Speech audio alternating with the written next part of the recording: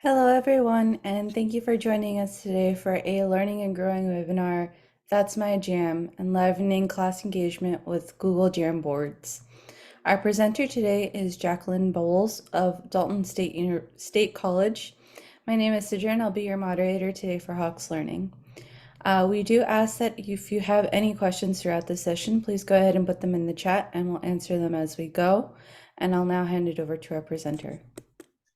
Hi, thanks for joining what I think will be a very short, sweet. I'm going to use a lot of JAM references, so please bear with me. And I am an English professor, so I can't help it.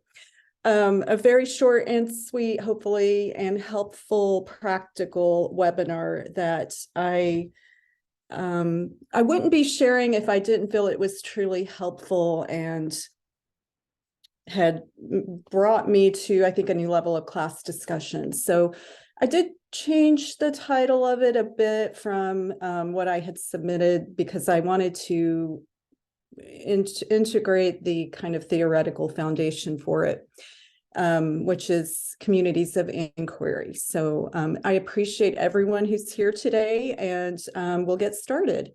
So quickly, some of the things we will be looking at today and that I'll share with you are just what are Google Jamboards. If you're not familiar with them, I actually did not know about them until last spring when we used them in a faculty learning community, and it seemed to generate some good discussion, and it was kind of fun.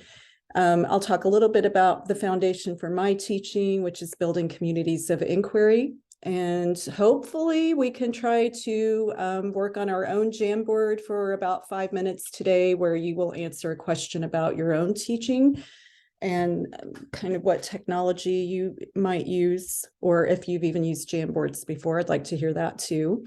And I have a Jamboards thumbs up, a Jamboards thumbs down, meaning the benefits and some of the drawbacks that you might come across as you try to integrate this into your classes. I have several examples of Jamboard discussions and some ways that I'm looking at incorporating some maybe more substantive uses of it in spring next year. And then we've left time for some questions, but I've also said that if we need to ask and answer questions during the presentation, we can do that as well. All right, so a Google Jamboard. Now, I like I think the reference not only to jam as a food product that's sticky and messy sometimes, but we all probably like it, to also the idea of jam as a music session with people collaborating, maybe not always knowing what they're going to produce, and maybe having a little bit more fun with it. And also, of course, again, the idea that that can get a little bit messy as well. So if you are somebody who is not always comfortable with that, that is something that you have to anticipate for using a digital whiteboard in class. You can use the Jamboard device, of course. There's money in this for Google, but I ignore all that and take advantage of the benefits of it. I don't require students to have the app.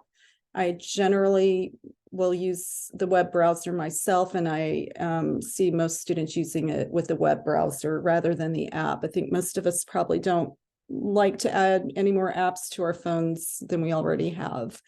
So I keep that in mind too.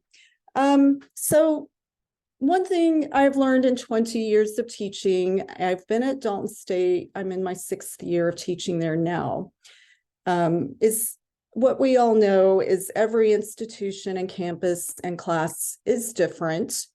But one thing that I have found is a consistent foundation for me is building communities of inquiry. So I think when you've been teaching for a while, you know that there seems to be kind of a hot take on teaching and classroom pedagogy every year.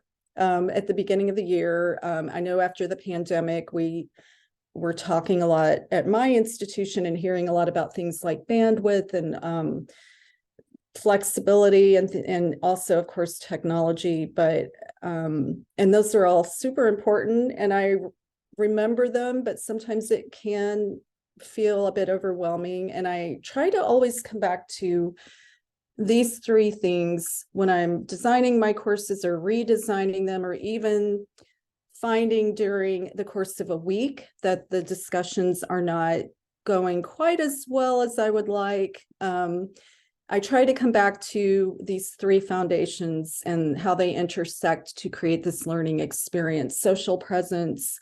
For me, that means students being able to interact in my classes. Cognitive presence, of course, meaning they're contributing to creating knowledge and listening to each other create knowledge and creating that together. And my teaching presence as well. So just as a bit of background on communities of inquiry, if you're not familiar with this, most people have heard of this, but just to review quickly that this was from a seminal paper from Garrison, Anderson, and Archer. And I added the italics here because I understand that sometimes we hear an educator from a certain discipline presenting how they do something in the classroom. And I participated in, for example, a faculty learning community on STEM. And that's actually where we were using Google Jamboard. And sometimes it's not always clear that it's applicable across multiple disciplines and varied educational settings. So I wanted to make sure that I clarify that I think using Google Jamboards is very versatile, and I think most courses and classrooms could benefit from it.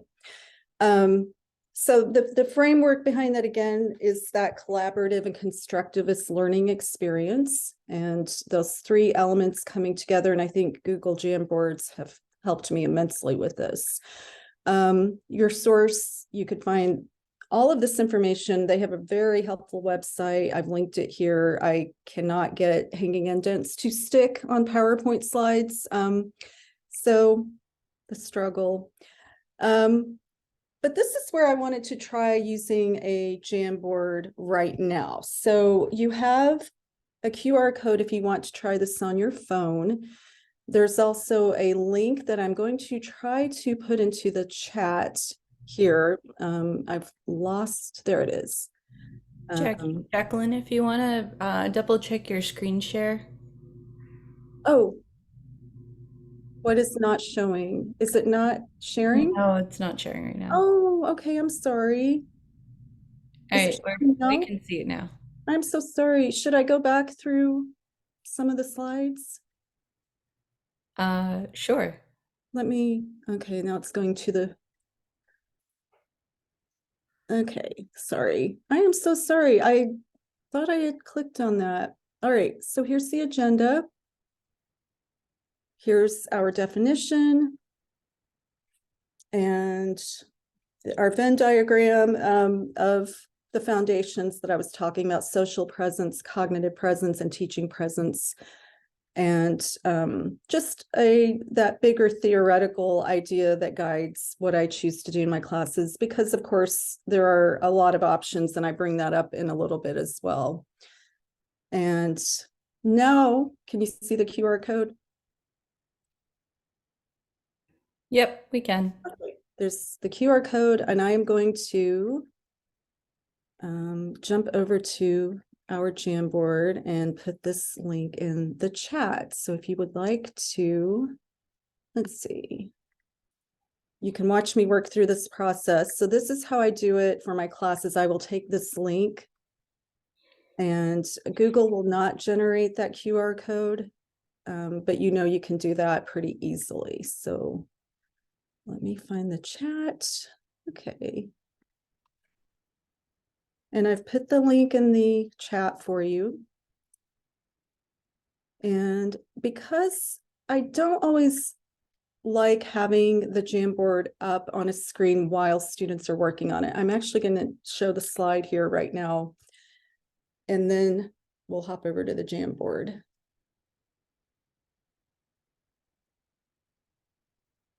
I'll just take a minute.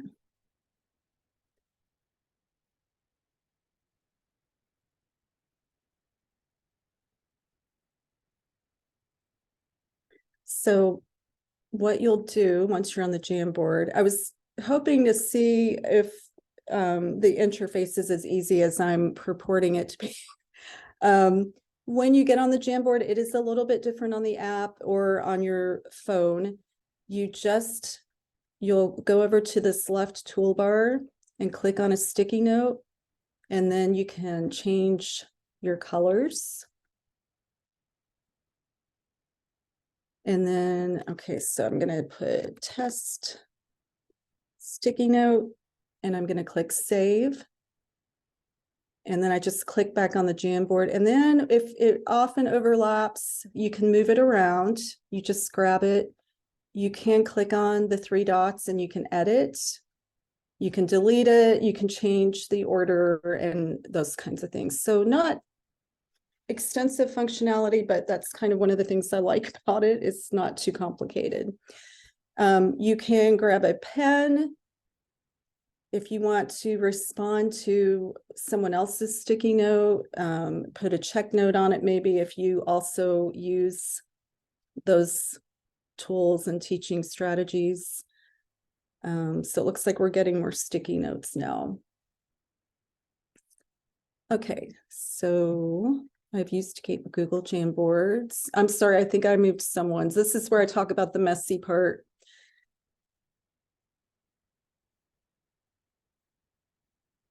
Right, so the original question that I drew my messy arrow on is, what interactive technology do you use in your classes and for what purposes? Have you used Google Jam? Okay, I'm glad. I wasn't sure that there would be tremendous interest in something that is, first of all, a lot of people dislike using another Google product or functionality, but I'll get to the benefits of that in a little bit.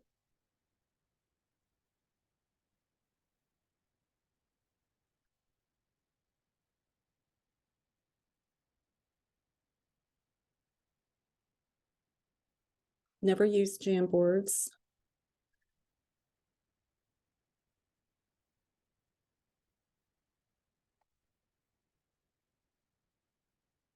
If you can, even if you've never used them, perhaps you could share how you think you might be able to use them. I would also, if you don't know yet, maybe you could share a discipline that the discipline you're in, and maybe other ways that you facilitate class discussions. Because I haven't talked a lot about some of the issues that have come up for me after the pandemic.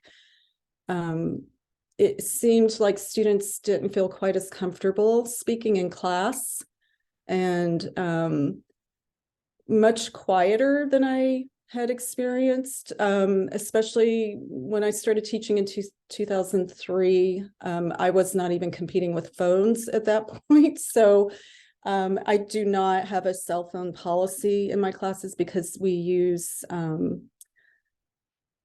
cell phones. For a lot of students access the learning management system with them. They take their quizzes on their phones. And that being said, I do often feel, of course, like many of us, that I'm trying to stir up engagement and I'm competing with TikTok a lot. All right, so polls, Padlet. I have heard a lot about Padlet too. Google Docs. And I'm going to show you, most of the rest of my presentation is showing examples of how I've used them. Brainstorming is very helpful. And I've also used Mentimeter. I don't know if anyone else uses that, but Mentimeter, I don't know, it seems like it's a little bit more limiting for discussion. It's great for Q&A. All right, good. I think we've got I see a lot of blank sticky notes, and that's fine too. I wanted to wait and see if anybody was still working on adding content to those. I've used Google Docs for students to work on the same documents. I do not use Google Jam. Okay, Clicker, good. iClicker.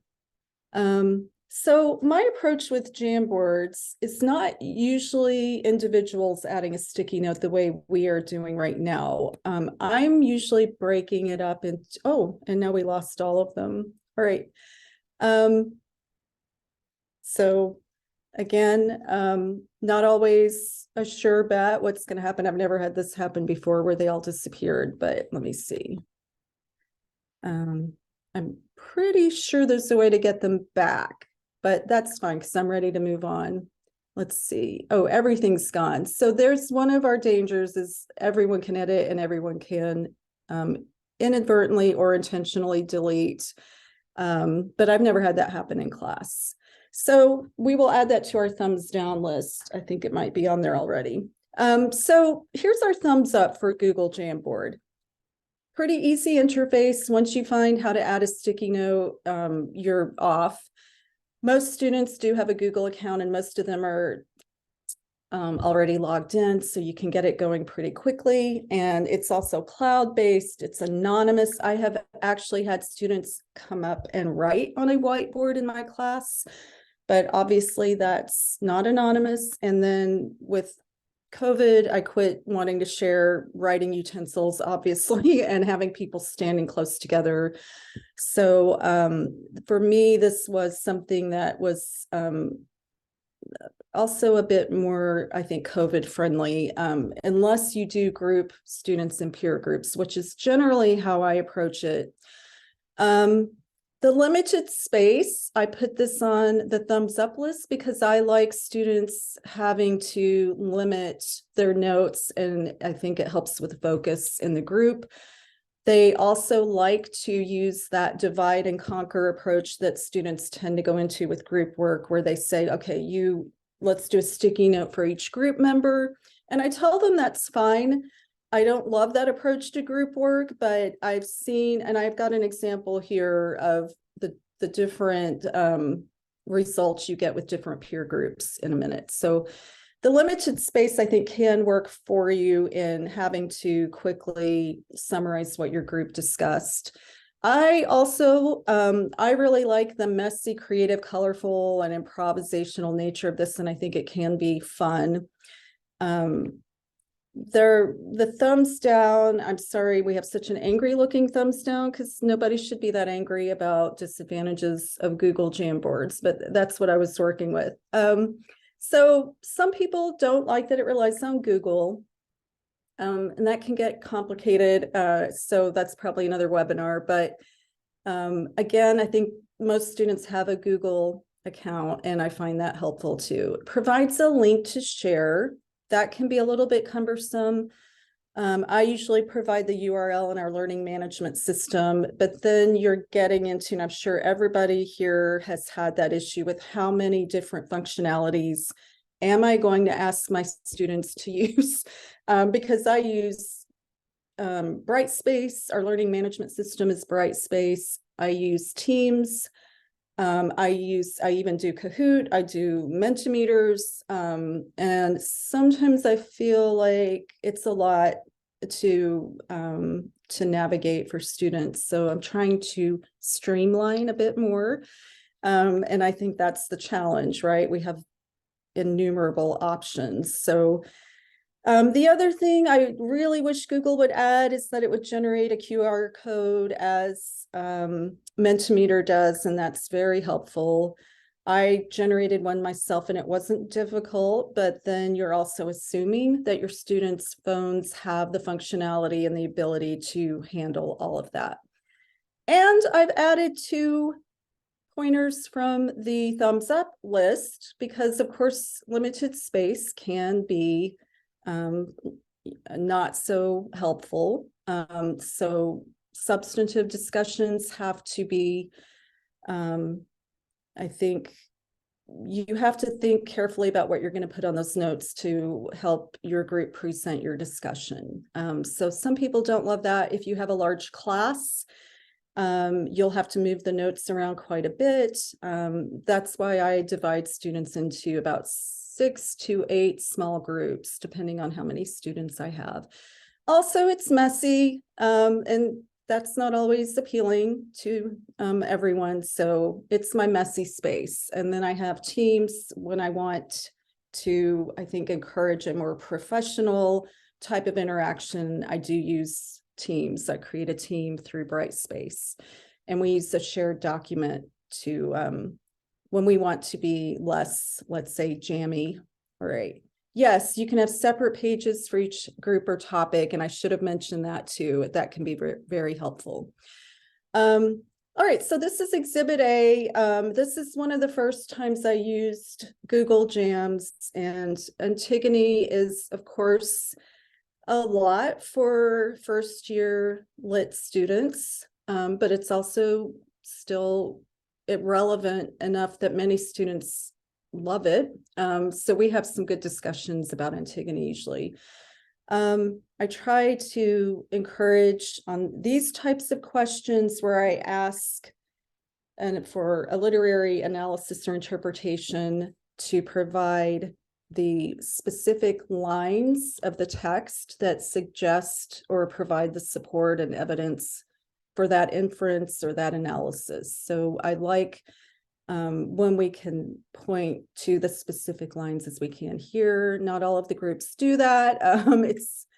And then we have students adding a quote. So we're working on, I think one person mentioned teaching English and using it for brainstorming. And I'm trying to model the process of making an argument about literature and starting to make notes on support rather than digging all of that out at the last minute when the paper's due.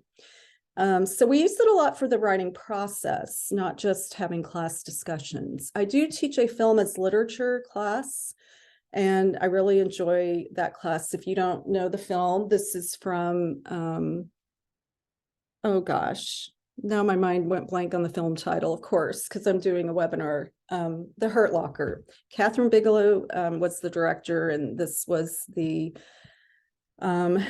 character who bravely,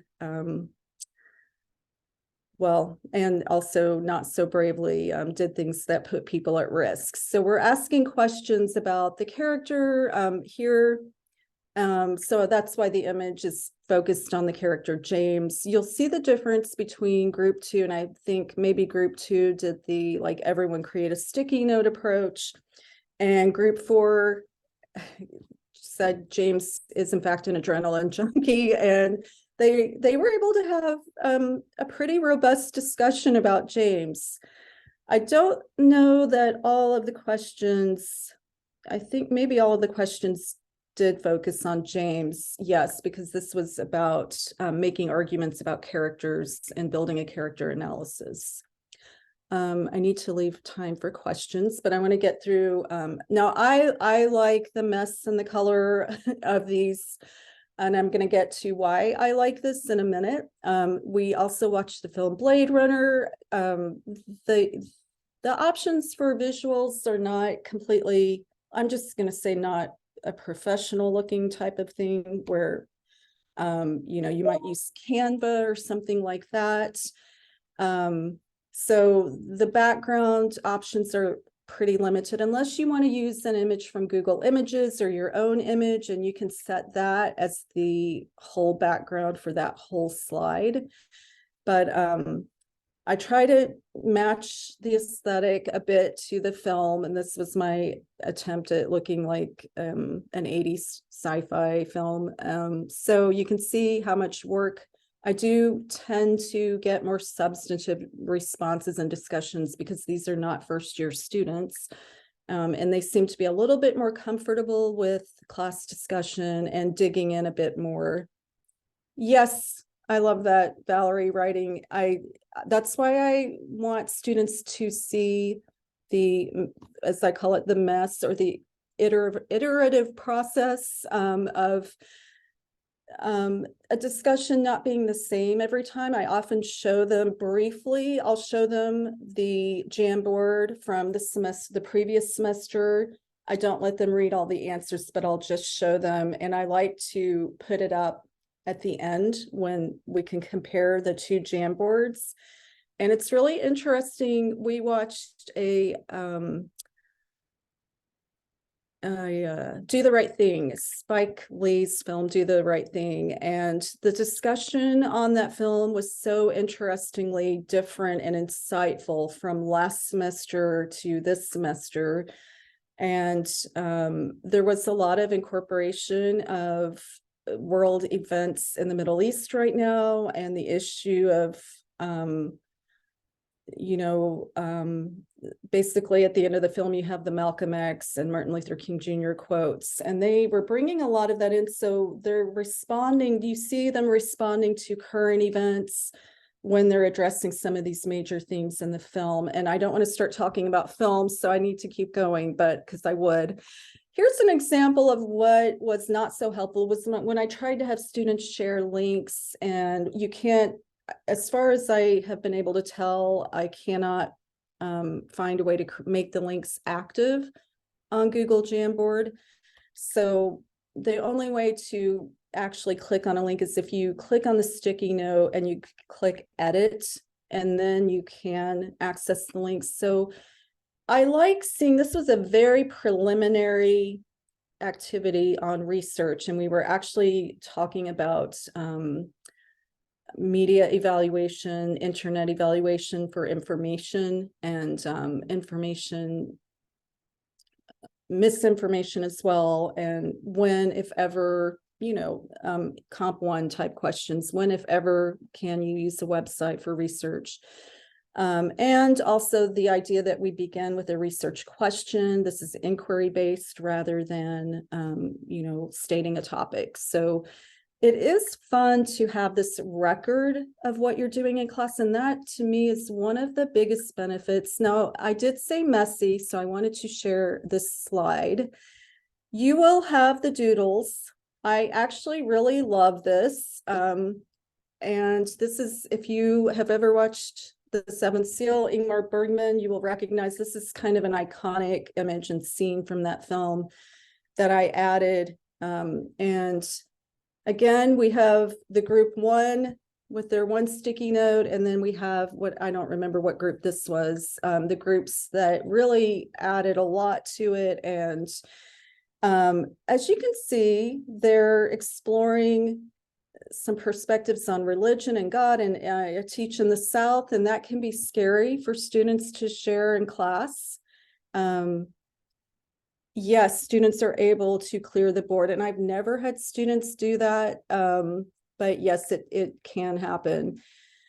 And not only clear it, but add to it. So I try to make sure I keep an eye on it before I broadcast it, because you don't know if it's going to be peace, love, and death, or something worse. So I do make sure that I check that before we move forward as a class. And messy part 2, anyone recognize this iconic American poet? You can put it in the chat if you do. I guess if you start reading the sticky notes, you might figure it out. But just looking at it, anyone know who that is? And if you love Robert Frost, you might find it a little offensive. Again, I let them have fun with it. I didn't find it too... the guinea pig is a little distracting. But Robert Frost has gotten a glow up or a glow down, depending on your point of view. He's got a manicure.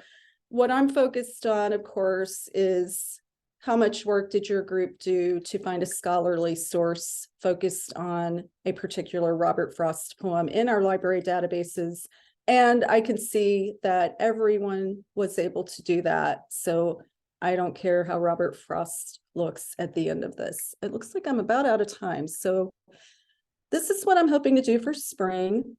Some work on metacognition, with self-regulation and co-regulation are two things that I'm really trying to incorporate in the classroom, not just in writer's memos, where students do a lot of this in writer's memos for their essays, their papers, and their projects.